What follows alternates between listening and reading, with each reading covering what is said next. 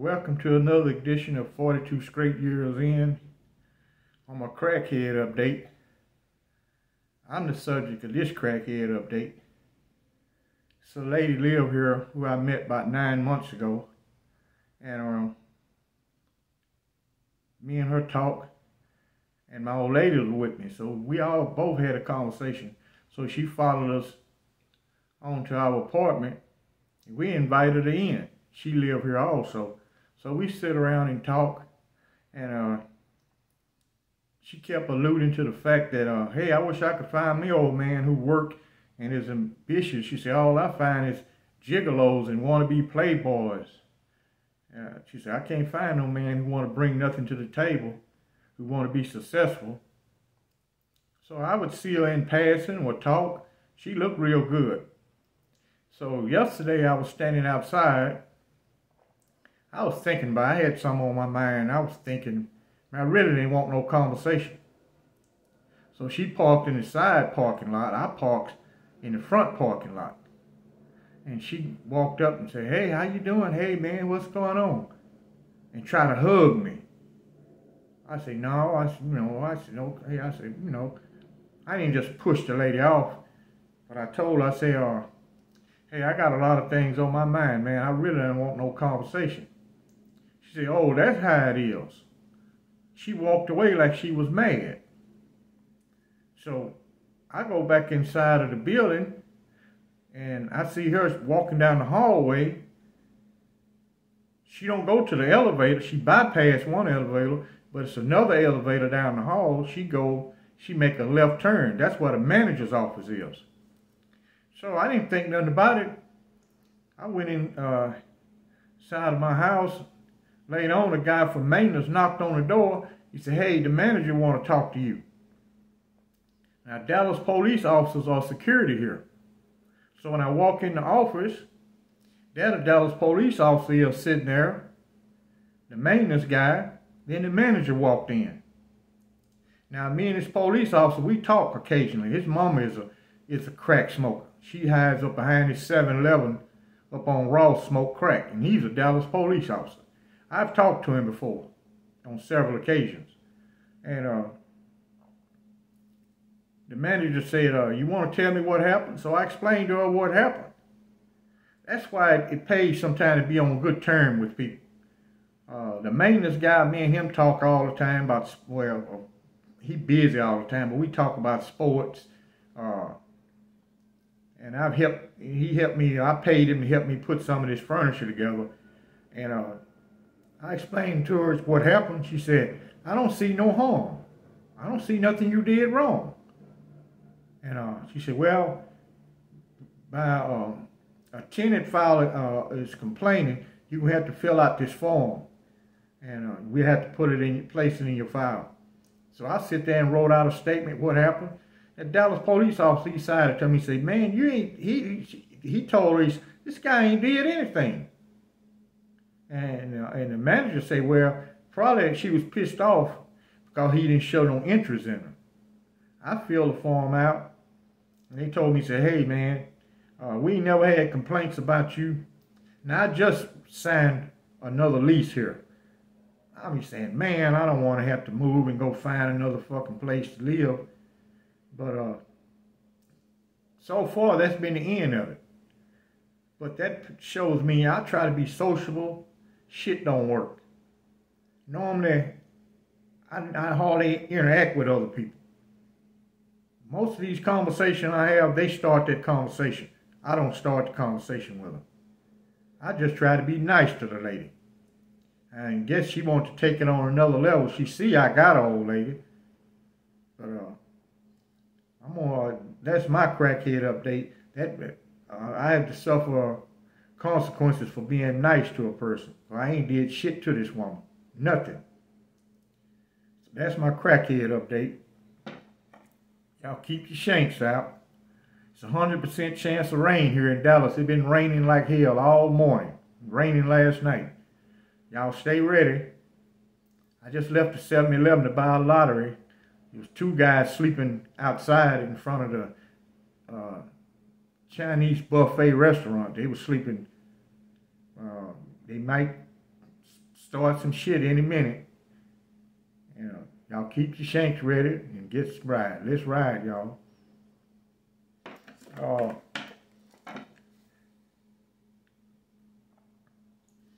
Yeah, I was released to Austin, Texas. And this particular day, I'm at a bus stop on my way to work. Now, this lady, she rides the bus with me every morning. We be early in the morning. We catch the first bus out of Dove Springs, headed to downtown. I don't want to be late for work. I got to catch the first bus. I had to get up by at least 3 o'clock in the morning to shave, shower, try to eat me a little breakfast, and head to the bus stop. I think the first bus left out at 5:05 in the morning. Now, I got to change 2 more buses in order to make it to work. I work way out on Research Boulevard. A person from Austin will know where that's located. That's way out in North Austin. And I live in South Austin. So long I take the 7 to downtown and the 1 to on North Lamar to the transit center. Then I had to get to 283 to Research Boulevard. Then I gotta walk by 2 fucking miles to the computer company I work for. Well, anyway, I was standing at the bus station. This particular morning, I was running late. So I had my cup of coffee in my hand. I always try to be at the bus stop about 20 minutes early because sometimes it shows up early. Anyway, this lady told me, she said, man, I know you living bad. I'm standing there looking at her. Me and her normally talk, you know, a little chit-chat here and there. And she said, you got on those Walmart shoes. Wish they were from Walmart. That's all I could afford. I was looking at, man, why the hell you want to say some shit like that to me? You don't know nothing about my background. She don't know I ain't been out of prison 4 months ago. I done spent over 4 decades locked up. No outside support whatsoever. Everything that I got to do all this shit alone. And nobody's helping me. I'm thinking to myself, I don't say anything. I just smile with a shit-eating grin. I'm saying to myself, you probably working for $11, $12 an hour. You're not paying rent. You living in somebody's house because Austin has the highest rent in the state of Texas. I know damn well you ain't paying no rent. You don't know shit about me, where I came from, the struggles I've been through. You don't know. But that messed my whole day up. I was at work. I was thinking, I said, man, some point in time, I'm going to do good. I don't know when or how, but I'm going to do good. I wish you could see me now. Say they come from Walmart now. Now I got designer shit. I got a shoe rack full of shoes. I got boxes full of shoes that I ain't never wore. Say that shit now. I would never talk down to another person. I don't know what they struggles. I'm not going to talk down to you. I talk to everybody like they has a PhD. But even my subconscious mind, I'm saying, look at this ignorant son of a bitch. But I'm still going to show you respect. I'm not going to talk down to you. I'm not going to talk at you. If you ask me something, if I know the information, I'll try to give it to you. If not, I'll straight up tell you, hey, man, I don't know. But that messed my whole day up.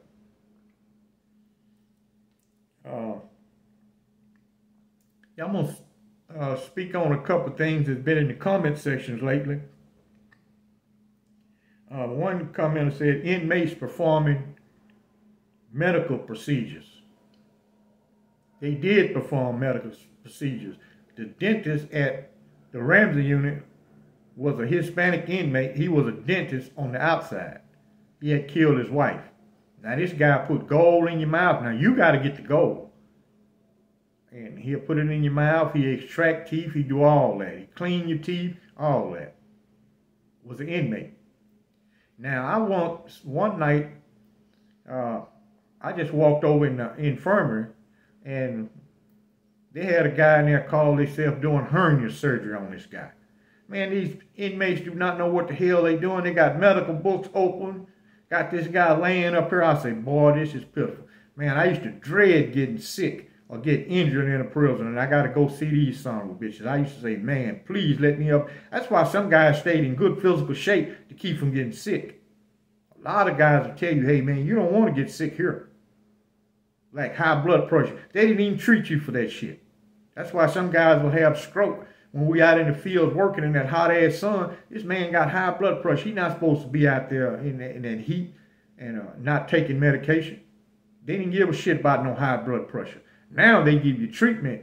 They place you on a pill regimen for high blood pressure. They treat it.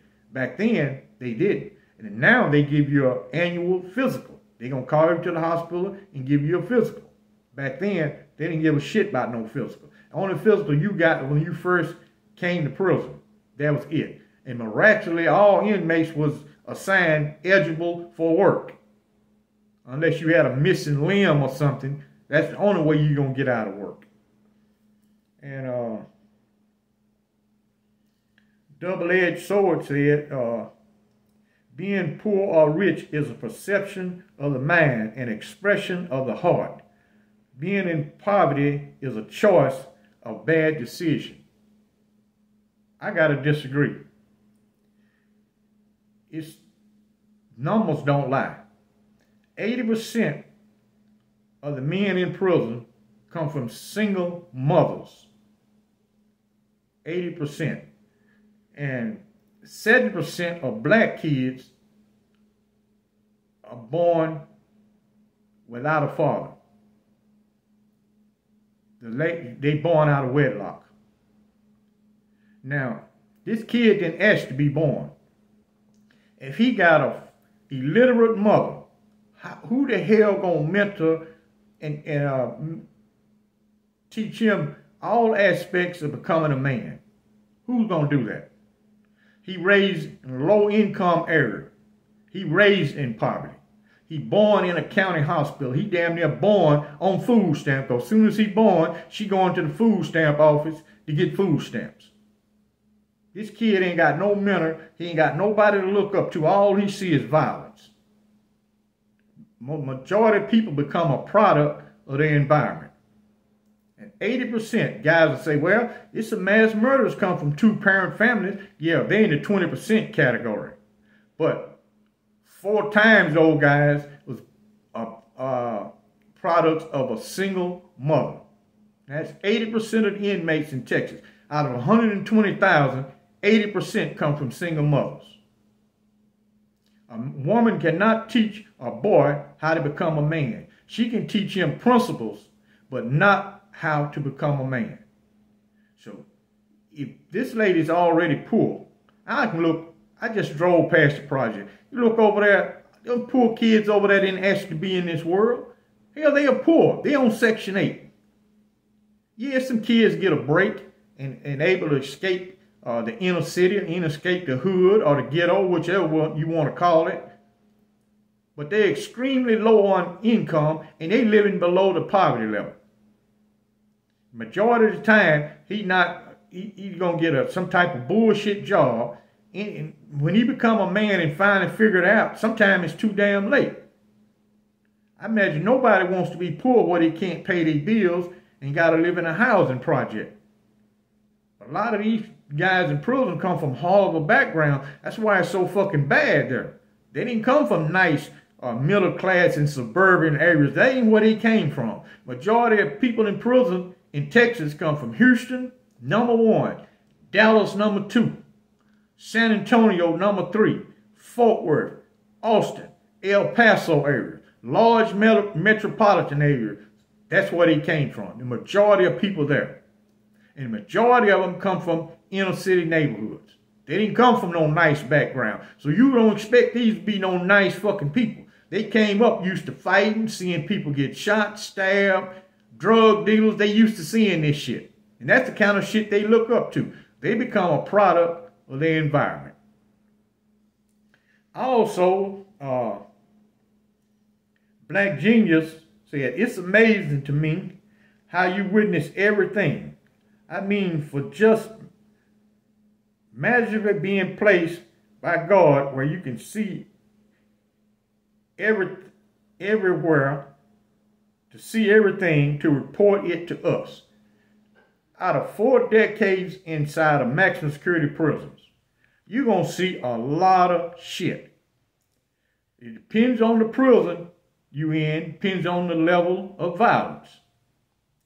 If you at a Pulaski unit, the home of Texas Death Row, it's extremely violent, gang-infested prison, or you at the Robinson unit in Abilene, Texas, violent. You're going to see violence every fucking day of the week. You're going to see it. So what I'm doing, walking around with blinders on, I can't help but see this shit. And basically, I only speak of things that happen in my housing area, when I was outside and guys going to chow or the rec yard, that I personally seen. It's a lot of shit happen. It happens in other areas of the prison that I didn't live in. I know about it, but personally, I didn't see it, so I can't report on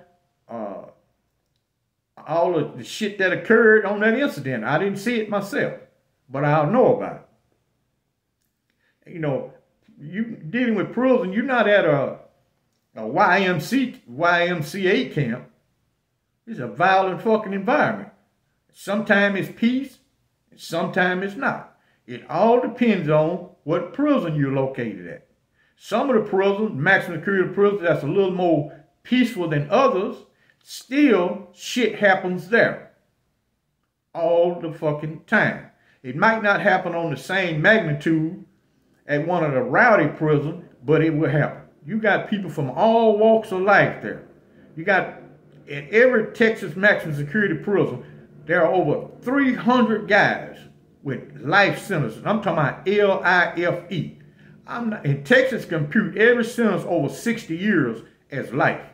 Now, I'm not talking about guys got 75, 99, 85. I'm just speaking of straight lifers, got life sentences. You got another 100 so inmates who have life with no parole. These people got a damn thing to lose. He can go off at any time. He can set it off anytime he so choose. All they gonna do is play a psychological game, move him to lockup, or possibly add SEG. If they think it's severe enough, they will move him to high security. You think he give a fuck? He's never going home. Never going home. It's a wrap for him. He's never going home. And some of these guys are laid back. Some of them is violent as hell, just like they was on the outside. Most guys there don't give a fuck about these prison guards. They don't have inmate guards no more. It was totally different when they had inmate guards, because that inmate guard is possibly serving a life sentence just like you, and he don't give a damn just like you don't give a damn. Now, a regular free world guard, little old guy, 19 years old, you think he can handle a 35-year-old man who been locked up? He been locked up since he was 18. He mad at the whole fucking world. He can't handle this guy if this guy decided to go off. And it happens all the time. You had Pulaski guards got assaulted over there regular. They will beat a female guard ass up, a male guard. They didn't give a shit over there. They even beat the fucking warden up. So you know what they'll do to a regular person. You know, it ain't nothing amazing about that. You just an ignorant dick sucker. You punk motherfucker, because you can't figure it out, you dick-sucking bitch.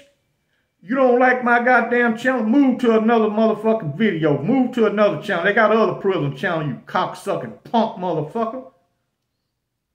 Man, let me go before I be done. Man, I'll be done jug your motherfucker. I'll cut your motherfucking bitch-ass dude. Man, y'all follow me over on Patreon. Like and subscribe, because I done got mad as hell. I need to disembowel this dick sucker with his punk ass. And appreciate you for watching.